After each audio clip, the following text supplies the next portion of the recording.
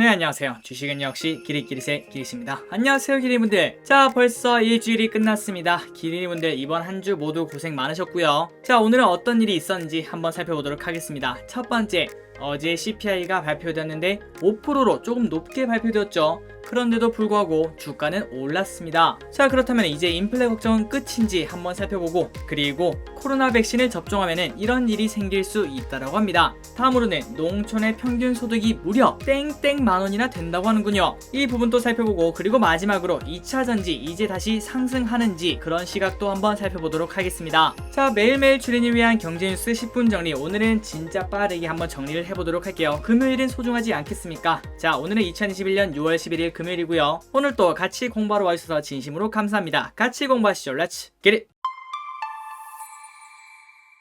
자, 첫 번째 뉴스입니다. 백신 100일 만에 1000만 명이 맞았습니다. 자, 이 정도면 벌써 우리나라 국민 중에 20% 정도가 맞았다, 이렇게 볼 수 있을 것 같은데요. 그런데도 불구하고 아직까지 확진자 수는 제자리 걸음이라고 합니다. 한번 내용을 보도록 할게요. 전 국민의 약 20%가 코로나19 백신을 1회 이상 접종했다. 미국 정부가 공유한 얀센 백신 101만 회분에 대한 접종도 시작됐으며, 당국은 6월까지 상반기 접종 목표인 1300만 명을 넘어선 접종이 가능할 것으로 보고 있다고 합니다. 그런데 아직까지도 백신 접종률은 올라가고 있는데 신규 확진자 추이는 제자리 걸음이라고 하는데요. 검진 감소 탓에 주말 사이에 확진자가 줄었다가 다시 올라가는 패턴이 반복되며 400명에서 700명 사이를 왔다 갔다 한다고 합니다. 자, 그런데 이 말이 백신이 효과가 없다, 이 말이 절대 아니겠죠. 지금 현재 나오는 확진자는 이제 어느 정도 시간이 지난 후에 나온 결과라고 볼 수 있을 것 같고요. 그렇기 때문에 지금 이제 백신 접종 속도가 확 올라가고 있는데, 여기에 대한 기대감은 이제부터 시작이다, 이렇게 볼 수 있겠네요. 자, 기대분들 이제 조금만 더 참으면 될 것 같습니다. 그때까지 코로나 꼭 조심하시기 바랄게요.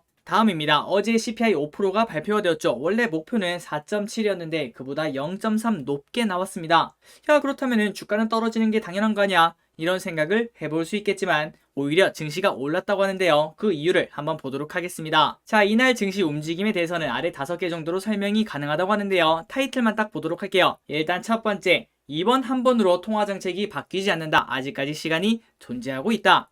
그리고 두 번째, 지금이 최고다. 갈수록 수치는 내려갈 것이고 이제 기저효과도 갈수록 낮아질 것을 확인할 수 있다. 또한 국채금리도 지금 현재 하락하고 있다고 하네요. 다음으로는 투자 자금이 많다고 합니다. 조금 뒤에 차트를 보시면 아시겠지만 CPI가 발표되고 난 후에 그때부터 투자한 이들이 존재한다고 합니다. 그리고 이번 CPI는 중고차가 전반적인 수치를 왜곡한 측면이 있다고 하고요. 마지막으로 임금 상승이 동반되고 있어 나쁘게만 볼 이유는 없다라고 생각합니다. 건전한 상승이라고 볼 수 있겠죠. 자, 그래서 이러한 시각들이 이제 교차가 되면서 어제 증시는 이런 흐름을 보여줬다고 합니다. CPI가 발표되고 난 다음부터 주가는 일단 오르고 시작을 했습니다. 그리고 난 다음에 야, 이거 아닌가 봐, 흐앙 하고 다시 떨어지는 걸 확인할 수 있죠. 그런데 이제 거의 보합권까지 갔다가 거기서 다시 생각을 했나 봅니다.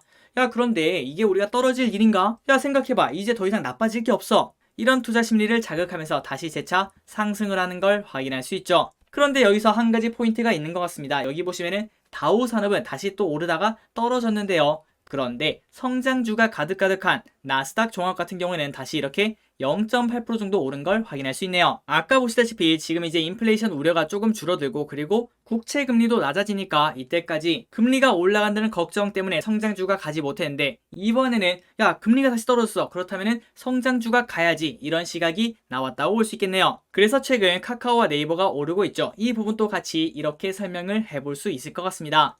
그렇다면 당분간은 최근 흐름이 좋지 않았던 성장주에 좋은 흐름을 기대할 수 있지 않을까? 자, 다음으로 계속 이어서 보도록 하겠습니다. 그렇다면 이제 남은 변수는 FOMC라고 하는데요. 그래서 변동 장세가 지속적으로 있을 것이며, 그리고 그 와중에 성장주를 주목을 해야 된다고 하네요. 그리고 그 이유는 방금 전에 말씀드렸던 그 이유라고 생각하시면 될 것 같습니다. 자, 내용을 중요한 것만 꼭꼭 꼽아서 보자면은, 시장이 가장 주목한 것은 물가 지표였다. 미국 노동부에 따르면은 5월 소비자 물가 지수 CPI는 전월 동월 대비 5%가 상승했으며 예상치 4.7%를 웃돌았다고 합니다. 그리고 이 수치는 2008년 8월 이후 거의 13년 만에 가장 높다라고 하는데요. 특히 휘발유 가격은 1년 새 무려 56.2%가 치솟았고, 중고차와 트럭 가격은 29.7%나 폭등했다고 합니다. 그리고 또한 동시에 나온 고용지표 역시 호조를 보였으며, 그래서 대신증권에서는 지난 4일 발표된 미국 5월 고용지표가 테이퍼링 우려를 완화시키는 역할을 했다면, 간밤에 발표한 5월 소비자 물가 CPI는 테이퍼링 우려를 재부각시킬 수 있다는 요소가 된다고 하는군요. 그래서 이제 6월 셋째 주 증시, 그러니까 벌써 다음 주입니다. 다음 주에는 변동성 확대의 시점이 될 것이라고 예상을 한다고 하네요. 다만 4월 FOMC 의사록을 통해 자산 매입 축소에 대한 뉘앙스를 풍긴 만큼 테이퍼링 논의는 있겠지만 구체적인 언급보다는 테이퍼링에 대한 아카데믹한 해석에 그치는 선으로 증시에 미치는 영향을 최소화할 가능성이 크다고 전망한다고 합니다. 자, 그렇다면 이럴 때는 어떤 종목을 봐야 될까? 그래서 대신증권에서는 6월 셋째 주의 증시 변동성 확대는 하반기를 염두에 두고 비중을 확대하는 기회로 삼을 필요가 있다라며, 그러니까 만약에 주가가 빠진다면 그때 매수의 기회로 삼으라는 말이겠죠. 그래서 앞으로 성장주 중에서 IT, 헬스케어, 신재생 중심의 대응이 필요한 시점이라고 이렇게 조언했다고 합니다. 참 이번 달에는 FOMC 그리고 테이퍼링 이슈 때문에 힘든 장인 것 같습니다. 다음으로 넘어가도록 하겠습니다. 이거는 뉴스 기사는 아닌데요. 코로나19 백신 받으신 기대분들도 많으실 겁니다. 그런데 이제 백신을 접종하면은 CGV에서 영화를 탄 돈 6,000원의 관람을 할 수 있다고 하네요. 그리고 혜택은 야 주중만 되는 거 아니야? 아닙니다. 주중 주말 전부 다 6,000원 관람이라고 하고, 그리고 특히 동반 1인까지 할인이 된다고 합니다. 6월 30일까지 된다고 하니까 이런 이벤트는 한 번쯤은 챙겨보시면 좋을 것 같네요. 그리고 또한 앞으로 이런 혜택이 정말 많아질 거다 이렇게 볼 수 있을 것 같습니다. 나중에는 아마도 그 수능 보면은 그런 거 있잖아요. 핸드폰 싸게 파는 거, 수험생 가져오면 핸드폰을 싸게 팝니다. 이런 것도 나올 수도 있겠네요. 자, 다음 뉴스입니다. 그리고 들어가기 앞서서 좋아요를 누르시면 저 길이색에 매우 큰 힘이 됩니다. 진심으로 감사합니다. 한은 총재 연내 금리 인상 시사, 완화적 통화 정책을 질서 있게 정상화한다고 하는군요. 이주열 한국은행 총재가 11일 이전 발언보다 더욱더 강도 높은 표현으로 연내 기준금리 인상 가능성을 시사했다고 합니다. 그래서 이 부분을 보자면은 역시 금리가 상승하면 결국 은행 아닐까 이런 생각을 해볼 수 있겠는데, 최근 들어서 많이 오르긴 했거든요. 그래서 미리 공부를 해보시고 그 다음에 주가가 혹시 빠진다면은 그때가 매수의 기회 아닐까 이렇게도 볼 수 있겠네요. 다음입니다. 일단 지금까지는 유럽중앙은행도 기준금리 0%로 동결을 했다는 소식입니다. 20일은 이날 독일에서 통화정책회의를 열고 기준금리를 현행 0%로 유지하기로 했다고 밝혔다. 예금금리와 그리고 한기대출금리도 각각 마이너스 0.5% 그리고 0.25%로 유지하기로 결정했다고 하는군요. 자, 여기서 뭐라고 했는가? 기준금리는 물가상승률 전망치가 경고히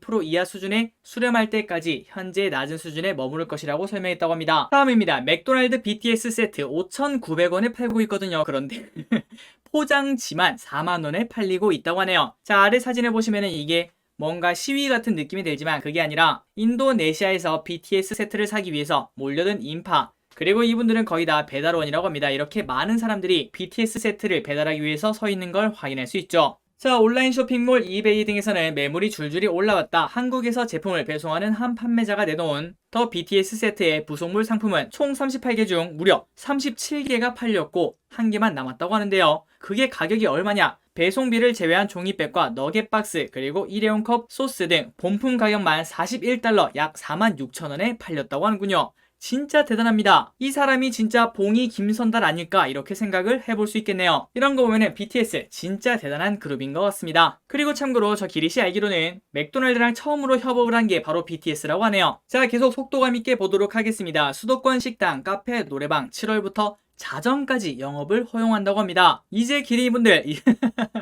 다들 이때까지 회식을 하기 싫어하셨지만 이제는 어쩔 수 없이 회식을 피할 수 없을 것 같습니다. 자, 정부가 다음 달부터 수도권의 식당과 카페, 노래 연습장, 유흥시설은 자정까지, 그 밖의 시설은 시간 제한 없이 영업할 수 있도록 허용하겠다고 밝혔다고 합니다. 보건복지부는 이러한 내용이 포함된 새 거리두기 예편안을 이르면 다음 주에 발표할 예정이며 5인 이상 4.5인 금지 조치에 대해서는 별다른 입장을 밝히고 있지 않지만 앞서 인원 기준을 5명에서 9명으로 바꿀 수 있다고 시사한 만큼 8명까지 모이는 것이 가능할 것이라는 전망이 나온다고 합니다. 다음입니다. 이마트에서는 73% 그리고 트레이드스에서는 82%나 성장을 한 게 있다는데요. 바로 샌드위치라고 합니다. 한번 내용을 보도록 할게요. 밥 대신 간편하고 영양 잡힌 샌드위치를 식사 메뉴로 선택하는 소비자가 급증하고 있다. 코로나19 장기화로 이른바 집에서 요리해 먹는 혼밥에 대한 피로가 쌓여가고 직장에서도 타인과의 접촉을 최소화하기 위해서 혼자 식사하는 혼밥이 증가한 영향으로 분석된다고 합니다. 그렇기 때문에 도시락을 싸먹기는 너무 힘들겠죠. 그래서 무겁지 않고 가볍게, 번거롭지도 않고 간편하게 즐길 수 있는 메뉴로 샌드위치가 부상하고 있다고 하는군요. 그래서 10일 신세계푸드는 1월에서 5월 이마트와 트레이더스에서 신세계푸드의 샌드위치 판매량이 전년 동기 대비 각각 73% 그리고 82% 신장했다고 밝혔다고 합니다. 게다가 올해 말까지 샌드위치 판매량이 전년 대비 30% 이상 성장할 것으로 예상하기 때문에 다양한 상품을 선보이며 샌드위치 시장 공략에 박차를 가할 계획이라고 말했다고 합니다. 그래서 신세계푸드는 라인업을 확대하고 본격적으로 샌드위치 시장 공략에 나선다고 하는군요. 또한 호빵으로 유명한 SPC 3립 있죠. 이 역시 샌드위치를 찾는 소비자 트렌드에 맞춰 건강함과 풍성함을 더한 프리미엄 샌드위치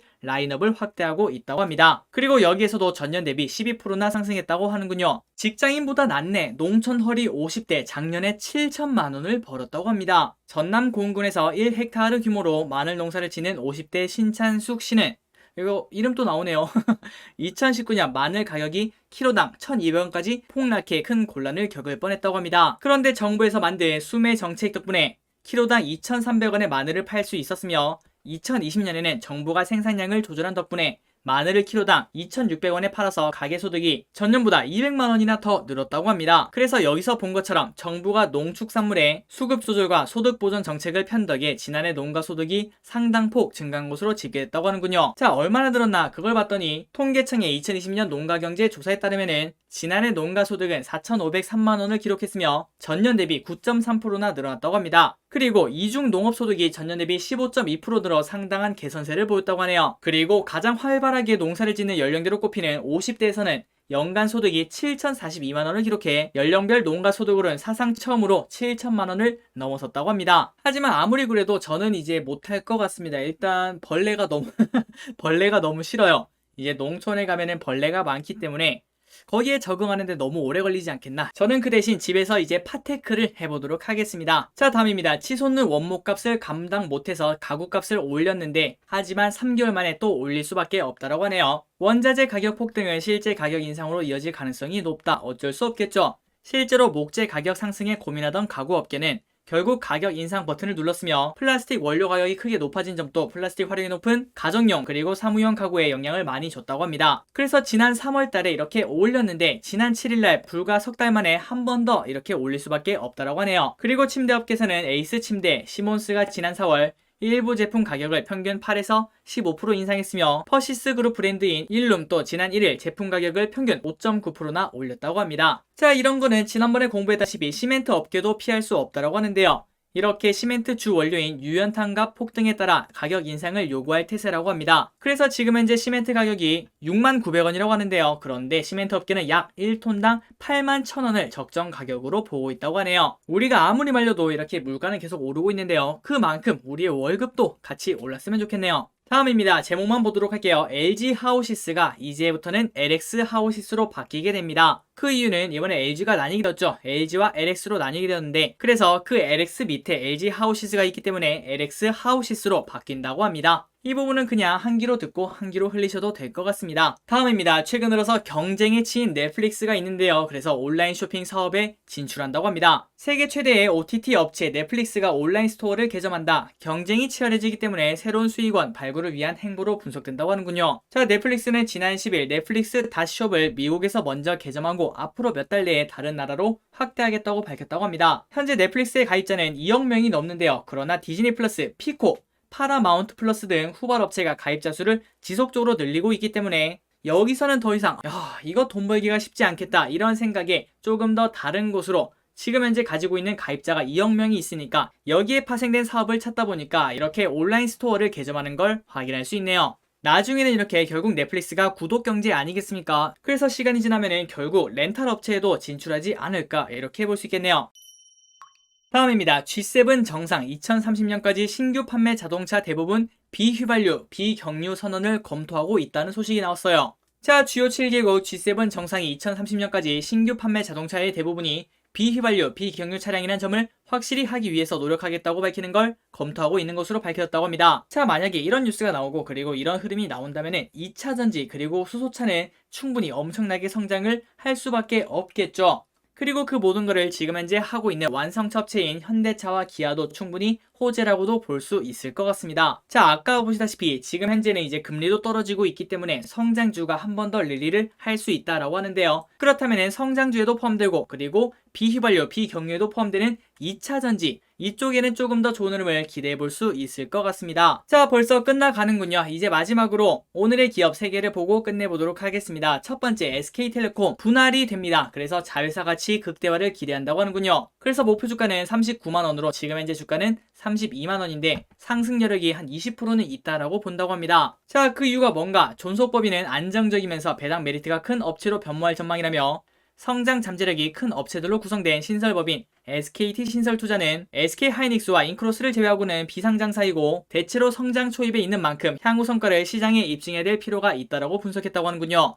자, 그런데 지금 현재 주가가 조금 많이 오르긴 했습니다. 그래서 부담감은 충분히 있을 것 같은데요. 한번 이 부분은 보수적으로 공부를 해볼 필요가 있지 않겠나 한번 생각을 해볼 수 있을 것 같습니다. 다음입니다. NHN 저평가 해소가 기대되는 시점이라고 하는데요. 한번 보도록 할게요. 자, 신한금투가 NHN에 대해서 실적 개선과 함께 빅게임 부분 부각으로 저평가 해소가 기대된다고 평가했다. 투자 의견 매수 그리고 목표 주가 10만원을 유지한다고 하는군요. 자, 이제는 빅게임도 주목할 만하다며 2018년에는 65.4%에 불과했던 매출 비중이 올해는 77.4%까지 증가한다고 합니다. 그래서 커머스 부분은 중국 및 글로벌에서 고성장이 지속되고 있고 상장 준비 절차에 돌입했다고 하는군요. 그러면서 그동안 캐시카우인 게임 사업의 부진과 눈에 띄지 않는 자회사 성장으로 시장에서 소외되었지만 PC 웹보드 매출 성장으로 실적 성장의 가시성이 높아졌고 커머스, 결제인 광고, 그리고 기술 등 빅게임 부분 규모가 확대되며 해당 부분의 수익성이 개선되고 있다고 합니다. 자, 최근 들어서 살짝 이렇게 고개를 들고 있는데요. 아직까지 목표가까지는 20% 넘게 남은 걸 확인할 수 있죠. 한 번쯤은 공부를 해볼 필요가 있어 보입니다. 마지막입니다. J콘텐트리 하반기 흑자 전환이 가능하다고 하는데요. 한번 내용을 보도록 할게요. 자, NH투자증권에서는 J콘텐트리에 대해서 하반기 흑자 전환이 가능할 것으로 보고 목표 주가를 기존 6만원에서 63,000원으로 상향 조정했다.